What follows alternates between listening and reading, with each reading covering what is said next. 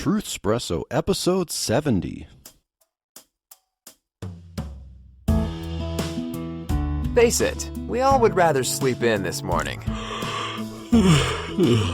That's why God gave us espresso, to kickstart our zombified corpses into hyperdrive. And now, giving your mind and soul the morning shot of truth it craves. This is Truthspresso with Daniel Minnick.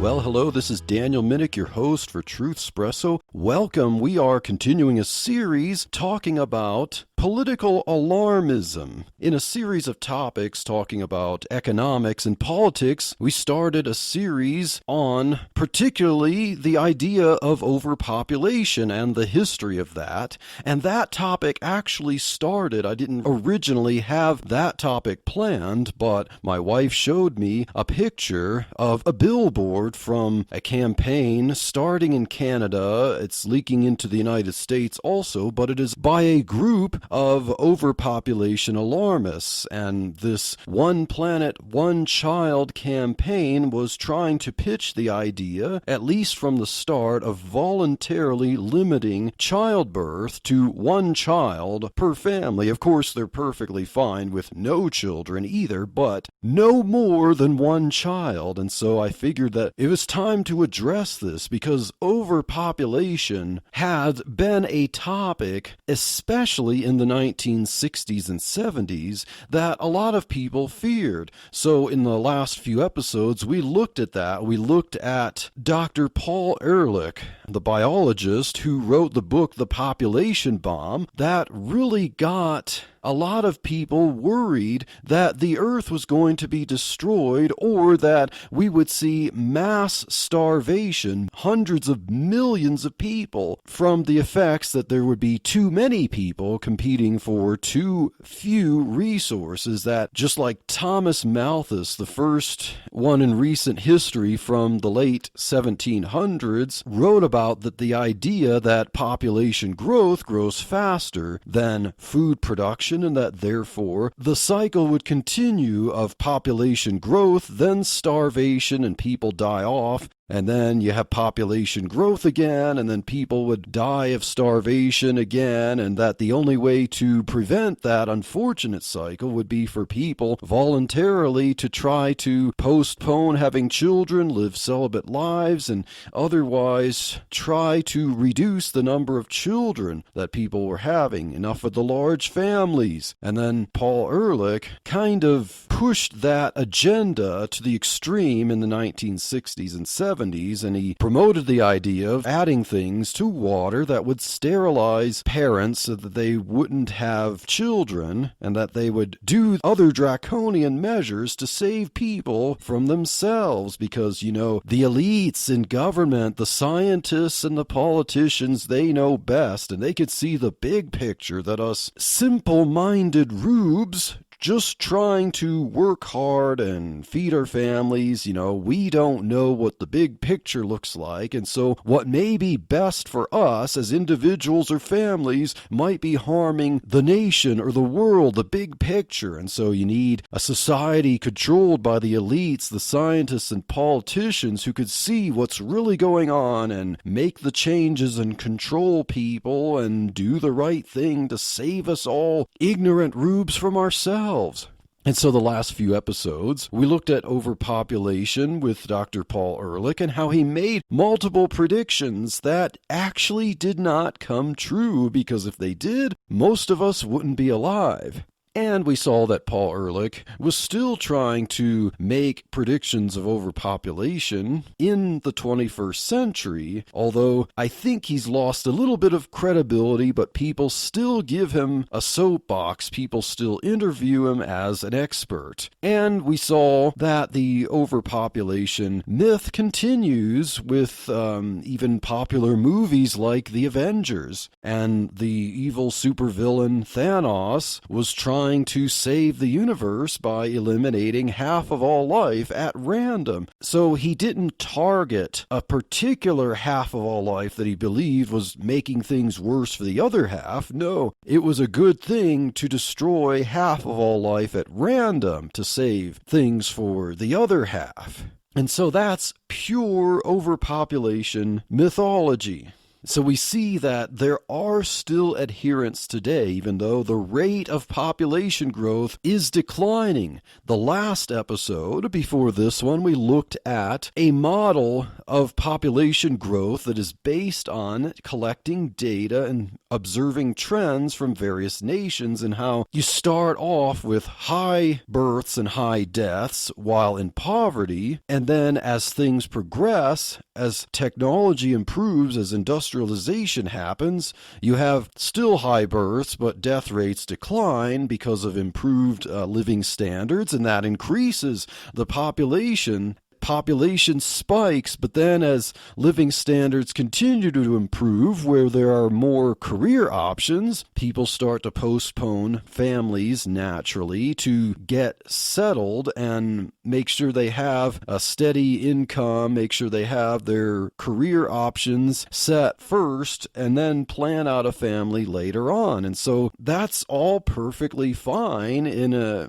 society that has been industrialized and technologified, if that's a word, where technology improves our lives. And so what drove people hundreds of years ago to have children, some of it, to have many children, was the expectation that some of them wouldn't be able to survive, and so they needed enough children to survive and to do some of the work. And that's a necessity at that time, but that's an unfortunate drive to have children. And it's perfectly okay that now that people are free from technology, they don't have to have lots of children. All I'm trying to say is there's room for people who want to have lots of children to have lots of children, and there's room for people who don't want to have children not to have children. Our living standards allow for this. All I would like to say is don't kill children. Don't have abortions. If you don't want children, you don't have them and kill them. That's all I'm going to say. Just if you don't want children, practice celibacy. Otherwise, you live with the results of your actions. And as a Christian, according to the Bible, we recognize that God's truth values human life. And so if there is a child, you value that child. You don't treat that child as a number. You don't treat that child as a carbon footprint. You treat that child as a valuable human life made in the image of God. And so we deal with overpopulation in the last few episodes. So if you're just tuning into this episode, although the topic, the discussion, the subject matter that we're going to look at in this episode can stand on its own for sure, but it kind of comes off of overpopulation alarmism. And really how people have criticized overpopulation, the ideas of that, because the fangs of the original scare decades ago have been broken. There are not as many adherents to pure overpopulation. But that doesn't mean we're out of the woods of the technocrats and the politicians and the elites and the experts and the scientists who want to control society from the top down. If one myth goes away, another myth is going to come up, because there are always people who think that they have the right to be in charge and rule other people. And so, as we look at criticisms of overpopulation, this episode is going to direct our attention toward the idea of income inequality. That's the next crisis that we're going to deal with. So let's say goodbye to overpopulation and say hello to income inequality alarmism. So, there are people on the political left who now denounce overpopulation because they believe it is too simplistic, it is too naive, it doesn't really see the actual problem going on. It's not just more mouths to feed. It's not just that there are more human beings fighting for fewer resources. What they see in population growth is not just pure population growth, but how wealth is distributed. The income inequality alarmists believe that if we don't equalize wealth or try to make sure that everyone is earning equal or as close to equal as we can get income, that is what is going to destroy the population or the earth itself. That's what's going to lead to mass starvation. Because we're not giving people their fair share. We're not taking from the rich to give to the poor. And the idea is that pretty much everyone who has wealth either has it dishonestly or it's their duty to relinquish a large share of that, whether voluntarily or not, to social programs that try to even out the seesaw of wealth.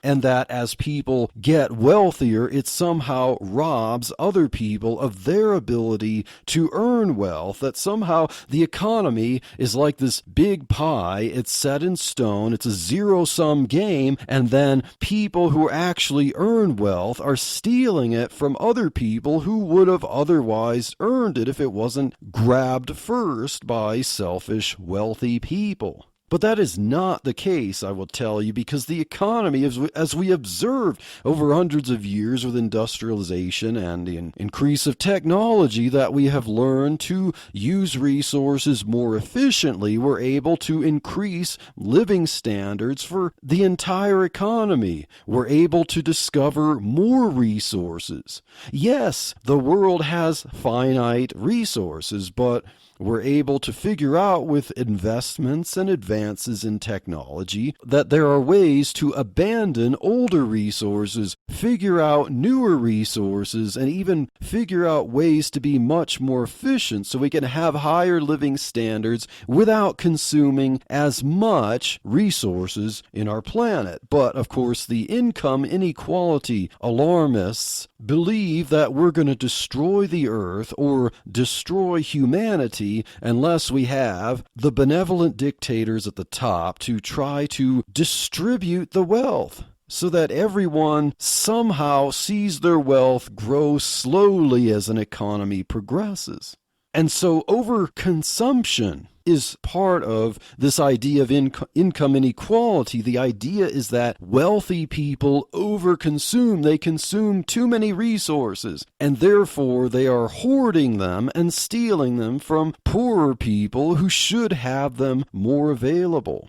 And so these people who promote income inequality will say that the overpopulation alarmists overlooked the idea of overconsumption. It's not merely the number of humans, it is the inequality of humans. So the wealthy really destroy the economy. The wealthy cause the poor people to starve. And so mass starvation isn't just too many people, it's that the wealthy steal it from the poor. But let's look at two particular claims about how income inequality destroys the earth. The first claim is that income inequality harms the environment.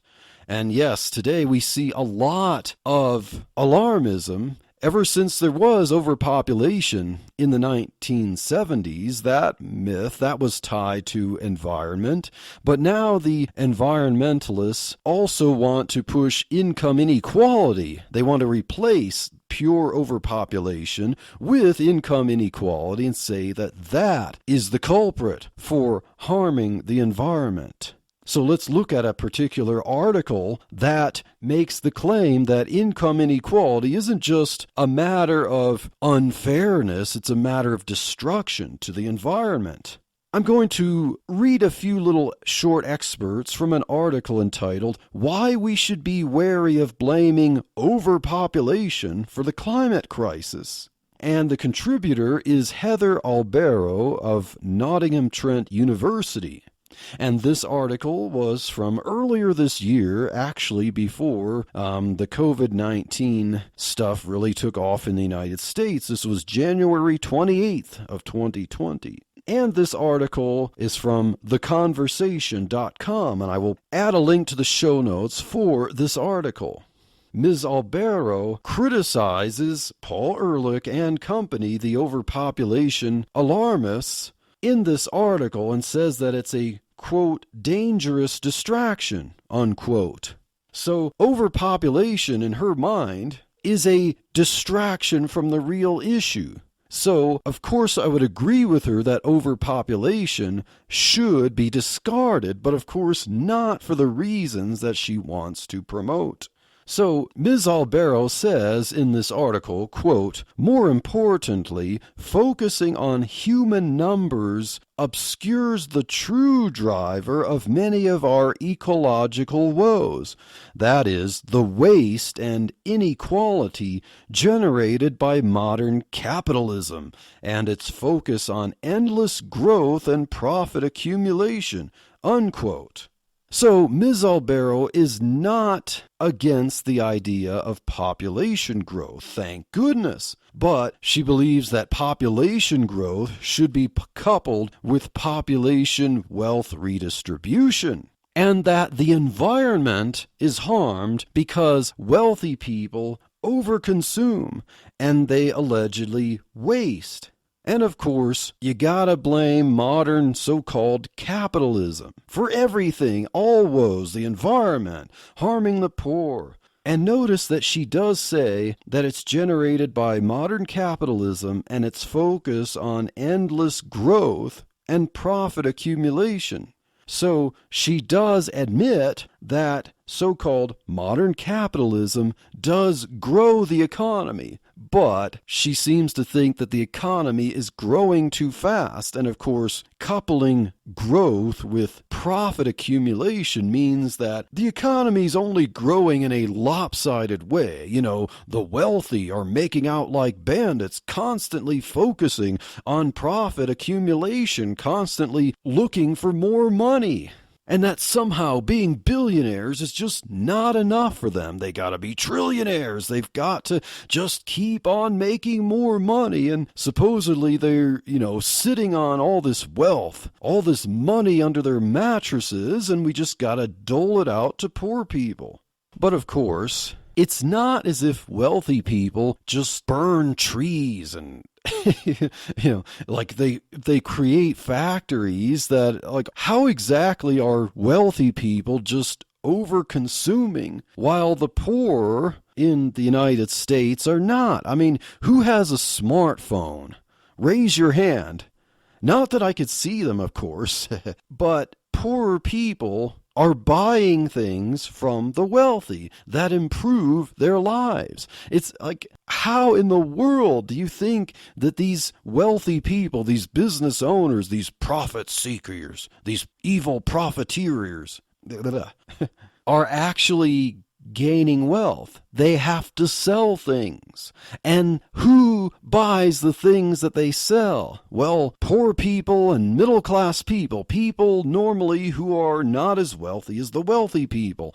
And so it's not as if wealthy people create 1 million cell phones so that the wealthy people can use and hoard all the cell phones and use 1 million smartphones for themselves. That doesn't make any sense. The wealth generated by the wealthy people, the higher standards of living, does go to poor and middle-class people. Sure, wealthy people take a portion of it, but they generate far more wealth in standard of living and improvements than they actually keep and consume themselves. They improve the lives of many more people, many poor and middle-class people, with their services and products than they actually consume themselves.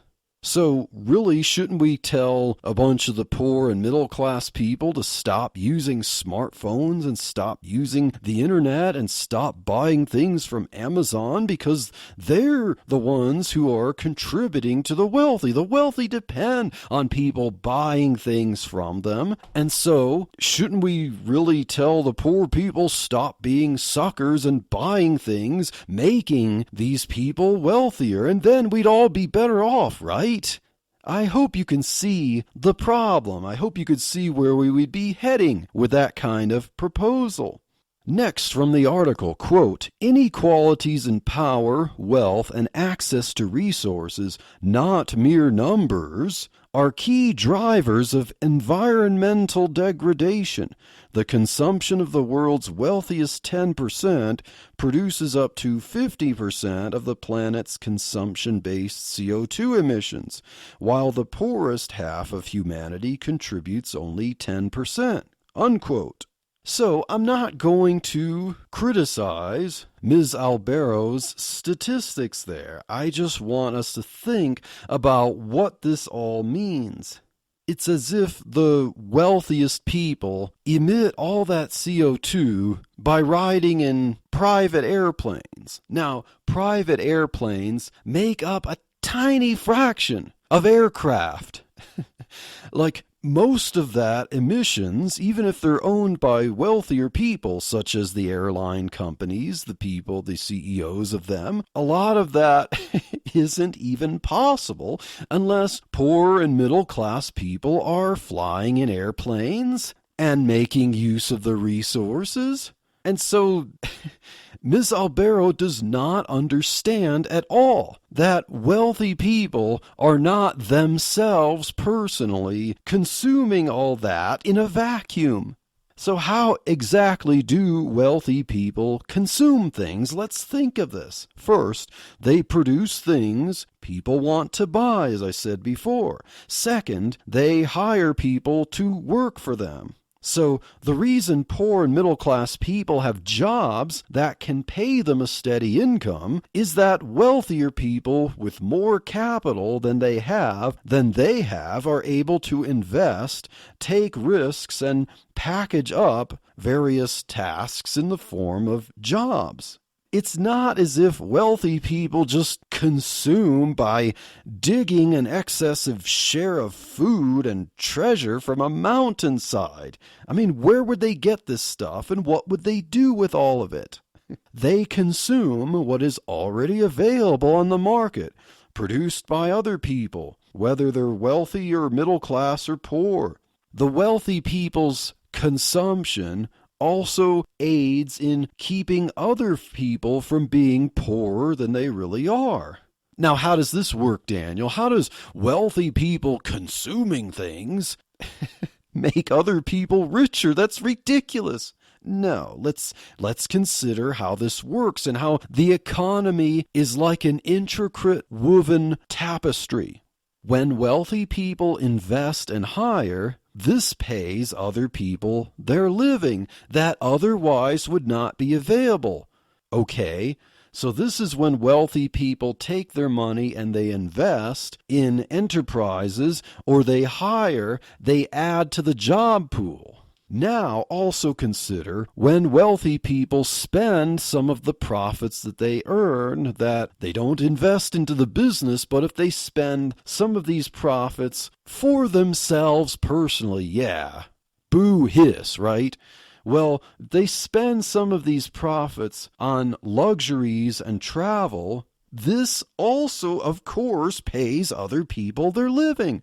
And don't think that luxurious hotels or getaways are staffed by nothing but wealthy people. No, wealthy people hire people, poorer and middle class people. They offer jobs in leisure activities and luxuries And so when wealthy people then spend some of their profits personally, they're also paying to employ other people to work in other sectors. And so as wealthy people spend their money, it hires people, it gives people jobs, it pays their salaries and paychecks. And when wealthy people invest in businesses and hire, that also provides jobs and paychecks in other sectors.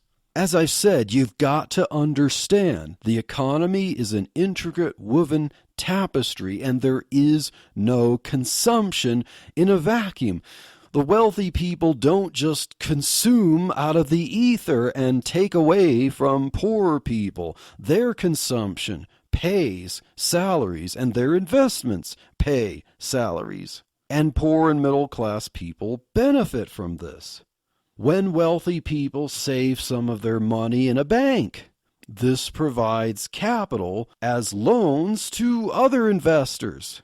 Remember, banks, I don't like fractional reserve banking, but I'll give it this. When wealthy people put their money in a bank, this provides more liquidity, it provides more capital for that bank to make more loans to other ventures who can then grow or take risks, and so that improves the economy. Remember, it's not as if the economy is some zero-sum game and that wealthier people beat others to the punch and suck up more than their share of resources. Wealthy people, if they are legitimately and honestly wealthy, have earned their wealth by underconsuming themselves relative to the way poor and middle class people might be consuming relative to their own wealth. Wealthy people are always helping out other people with their investments and their spending.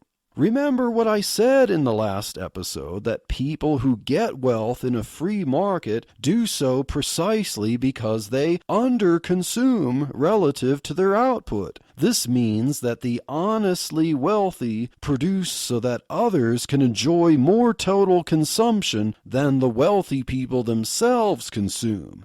Now, I fully admit, I fully recognize that we don't have a truly free market in the United States or any country really in the world. And I recognize that corporatism exists. So all of you lefties out there who are going to point the finger and say, this corporation has done this bad thing and has gotten special privileges from the government, I agree 100%, and I am against all of that. I believe in a truly pure free market where there are no special granted privileges from the government, and that there should be no lobbying, because really the Constitution doesn't allow that. So all of that happens is in spite of the Constitution, or in spite of the freedom we're supposed to have, not because of it. There are large companies that lobby governments using their money to get special privileges. But is this really a problem of the wealth itself intrinsically? Or is it the fact that politicians can be bribed and break their oath of office? Perhaps we should put the blame where it belongs. Maybe we should blame politicians for being bought, not people with wealth offering that. Yes, it's evil on both sides, but the problem really is the state, because the state has the guns, the state has the pen of the law, the state has the police force. It's not having wealth that's the problem. It's the love of money that's the root of all evil, in which people, if politicians grant special privileges, that's ill-gotten gain. That's tyranny, not when you have mutual exchanges on the market of people buying products and services that in turn makes the business wealthy. That's freedom. But when you have companies buying politicians with their money and politicians actually go along with it illegally, that is always the problem. That is where we must always put the blame. The blame is always coercion. It is always the state. The problem isn't voluntary exchange, or wealth, or inequality. It is the existence of a corrupt state mechanism that can make the will of anyone coercive over the wills of others. Now, another quote from the article, so that I don't exhaust the previous quotes. Ms. Albero says, quote, "Issues of ecological and social justice cannot be separated from one another," unquote. There's that term again, social justice, that ambiguous and subjective term that can never, ever, ever be satisfied. The only way to satisfy so-called social justice is to force everyone to have the exact same wealth. If there is any inequality, there will always be social justice warriors blaming any existing imperfections and problems on whatever inequality there is that may still remain.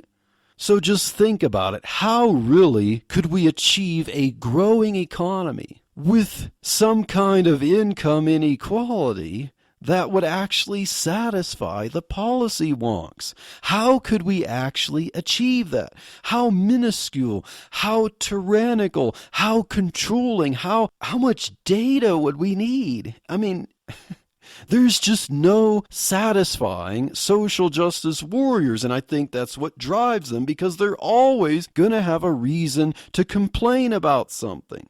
Continuing from the article, quote, "The problem is extreme inequality, the excessive consumption of the world's ultra-rich, and a system that prioritizes profits over social and ecological well-being. This is where we should be devoting our attention," unquote. Let me say this. It is simply impossible to force complete equality of wealth without an insane amount of resources necessary just to police that outcome. And complete equality can only happen when everyone is utterly destitute and impoverished. Remember that wealth produced in a free market is a result of underconsumption, leading to greater efficiency. The author of this article benefits immensely from things that she takes for granted, but she criticizes.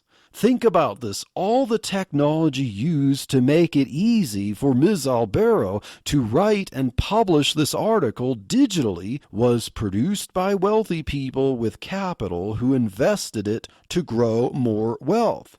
And so this is how Ms. Albero believes that inequality harms the environment, because somehow wealthy people are contributing to a large carbon footprint, or consuming way too many resources on the earth. But of course, she doesn't understand how the economy is an interconnected, interwoven tapestry, and that if you try to force a redistribution of wealth from these wealthy people, you will end up squandering resources, because you will give it to people who will overconsume. If they're not entrepreneurially minded, you will end up dissipating some of the wealth. You will end up with more overconsumption and less wealth and more poverty. But now let's move on to another concept, that income inequality will destroy humanity. So we just looked at income inequality as destroying the planet, harming the environment, but now we're going to look at the idea that income inequality kills people. So let's look at an article entitled "Inequality Kills," simply, contributed by a Stephen Bezruchka. I hope I pronounced that correctly. This was on April 2nd, 2014. So this is a few years ago, but income inequality is just as much a rage now, if not more, than it was then. So let's look at this article, "Income Inequality," from thebostonreview.net. From Mr. Bezruchka, quote, "A recent Harvard study estimated that about 1 death in 3 in this country results from our very high income inequality. Inequality kills through structural violence. There is no smoking gun with this form of violence, which simply produces a lethally large social and economic gap between rich and poor, unquote. Oh yeah, let's use the word violence for things that have nothing to do with actually harming people. You know, because if someone happens to become wealthy by successfully creating a product and selling it and meeting needs and making happy customers whose lives have improved since the product has been made available, it's violence that if that person also doesn't relinquish the profits from that endeavor. Or it's violence if anyone opposes a scheme of government to force them to have to pay something that otherwise is not currently required. So, as much as enterprises or people or investors or wealthy people live within the law, they're still committing violence if they're not going along with a program that's not yet required to yield up some of the profits that they make. So, you have criminals before you have the law, right? And of course, you have violence that is like 10 times indirectly removed from an actual commission of violence. So today, it seems like we are being forced to redefine terms like violence and rape and racism and gender. Because, people making threats and burning down businesses and looting and even punching old people and shooting people is not violence, it's peaceful protesting. But mutual exchanges on the market, where the differences of people and skills and talents and efforts happen to lead some people being more wealthy or more successful than others, and thereby being able to afford certain types of health care more than others, that's violence. It's a systemic violence. Everything is always about the system. And so you can redefine terms by adding the adjective systemic. But let's look at this. Let's look at the average life expectancy and how it has grown relative to the growth of income inequality over time. When the average life expectancy in 1800 was 40 years of age, but that jumped significantly because of the Industrial Revolution and increased productivity and capitalism to 70 years of age by 1950. And of course, it's grown up since then. But just trying to let you know, before we've had all this socialism and the war on poverty and Lyndon B. Johnson and all that stuff like that, life expectancy grew from an average of 40 years in 1800 to 70 years by 1950. The fact that some happen to have it better than others based on their overall contributions to productivity means that they're allegedly committing systemic violence against others who aren't as fortunate, of course. But is that really what happened? Let's look at a report from Statista.com, statistics report entitled Life Expectancy in the United States, 1860 to 2020. So I want to take a small chunk of that just to get our wheels spinning, just to get us really thinking about things.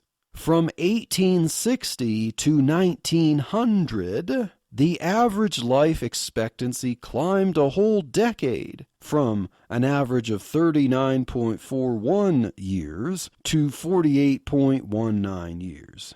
And it actually exceeded 50. It was 50.06 by the year 1905, just 5 years later. Remember, this is the average life expectancy of the nation, counting head for head. Now, remember all this, the 1% and the 99% that people talk about. Well, there are more wealthy people today per capita than there were at this time. So think, the wealthy people from 1860 to 1900 made up a very minuscule number of the population. Poorer people make up the vast number of the population. Even more so at this time. This means that poorer people benefited from the innovations and investments of the wealthy. Now, this period largely reflects the time between the Civil War and before the Federal Reserve was set up in 1913. This was a period where there was a lot of industrialization, and we didn't have a central bank because the Federal Reserve was created in 1913. We didn't have an income tax yet. We didn't have Social Security. We didn't have Obamacare. Now, I'm not trying to argue correlation proves causation. Obviously, what I'm trying to say is that life expectancy grew tremendously during that time when we didn't even have those things. The question I am raising about those who cry foul that there is so much injustice with less regulations and no government-controlled universal health care is that this kind of improvement can happen without all that government-controlled stuff. It is simply freedom, responsibility, risk, and reward that is the engine for improvement. And when innovations happen, naturally, they start off more expensive before they're able to be mass-produced and created more efficiently. Let's think of how wealth trickles down. Wealthy people who've acquired their wealth, honestly, that's what I'm talking about. Wealthy people use some of their money to invest in these endeavors. If they succeed through trial and error in the free market, they improve the lives of customers and sellers. New products start with wealthier customers to buy the inventory at the earlier necessary higher prices. If sales happen to be profitable, then some of the profits go into investing in more capital equipment to sell more of the products. This usually leads to lower prices as the cost of production then becomes cheaper, and thinner sales margins are compensated through higher volume sales. So as you're able to churn out more products and lower the cost, that means the profit margin that you make per unit goes lower, but you make up the difference in volume sales. Simply, the sellers can make the profits either by selling to fewer customers at higher prices or to many customers at lower prices. But to sell it at lower prices profitably, you have to start with higher prices until those who can afford to buy those expensive products capitalize the seller more to invest in more efficient ways to sell the products at lower prices and get more customers. This is how an economy grows. Obviously, this is a win-win situation if there are no special legal privileges granted that stifle free competition. Everyone's lives are improved, from poor to middle class to rich. But this only happens when freedom is allowed, and freedom naturally leads to inequality, at the same time that it improves the lives of those even at the bottom. And so, does income inequality lead to the destruction of the environment? I don't think so. Does income inequality literally kill people? Only if you redefine language. But we can see how life expectancy has grown in the United States even before you had all these regulations because of industrialization, improvement, efficiency, wealthy people investing, getting products out to market, improving the lives of everyone, lifting everyone up. And now, of course, since this is Truthspresso, we look at things from a Christian perspective. What does the Bible have to say about income inequality? Proverbs 22 verse 2 says, "The rich and poor meet together. The Lord is the maker of them all." And so, there will always be rich people and there will always be poor people in relative terms, because today's poor people are exceptionally wealthy compared to the rich people of hundreds of years ago. 1 Corinthians 4, verses 7 through 8, the Apostle Paul says, "For who maketh thee to differ from another? And what hast thou that thou didst not receive? Now if thou didst receive it, why dost thou glory as if thou had not received it? Now ye are full, now ye are rich, ye have reigned as kings without us. And I would to God ye did reign, that we might also reign with you." So what is the Apostle Paul saying? He is saying that God actually makes people to differ from one another. God is the one who designed us. God gives some people talents, different talents than other people. Some people are able to become wealthy based on the brain that they have or the physical prowess that they have compared to other people. And Paul's emphasis here is that we are all rich in Christ. And remember, we as Christians, we understand whether we're rich or poor, we will reign with Christ on the new earth, and we will all be rich in that economy. And so the Christian attitude, yes, we must take care of the poor, but we don't force income equality. That is destructive. That results in everyone being poor. We are to meet needs that are legitimate needs, but we are not to have a central planned economy that forces people to give to things to equalize wealth. Now let's look at the parable of the talents from Jesus in Matthew chapter 25 and verses 14 through 19.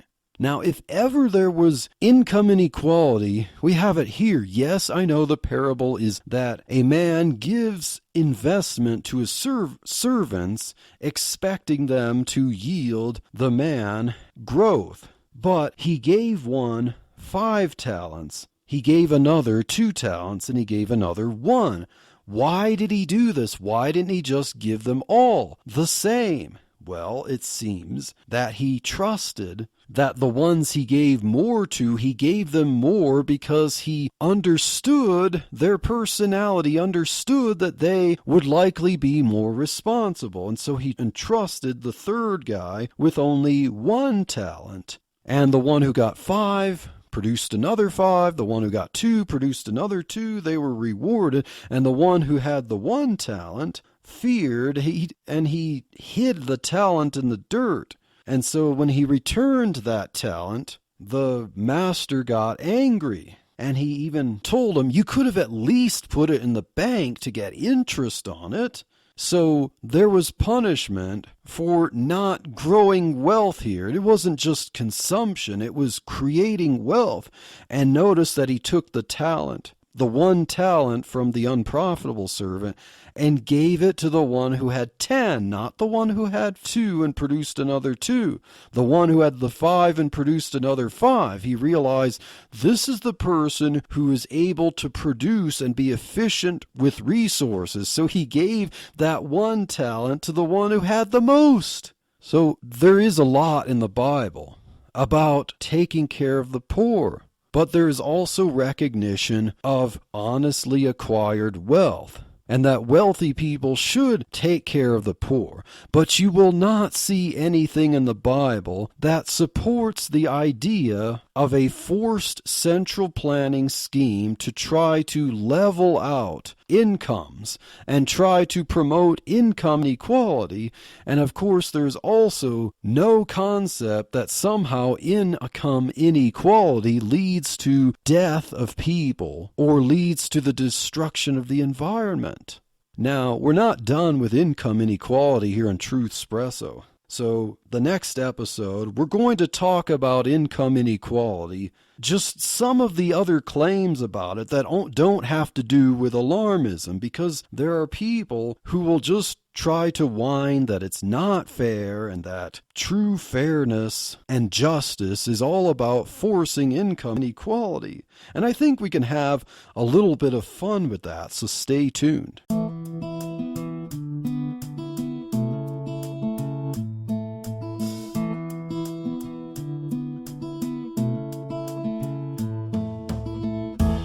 Thank you for waking up with Truthspresso. Good morning, and God bless your day. Hey friends, Daniel Minnick here again. If you liked waking up to this episode of Truthspresso, I would really appreciate it if you would rate it on Apple Podcasts, Stitcher, or whatever application you use to listen to Truthspresso.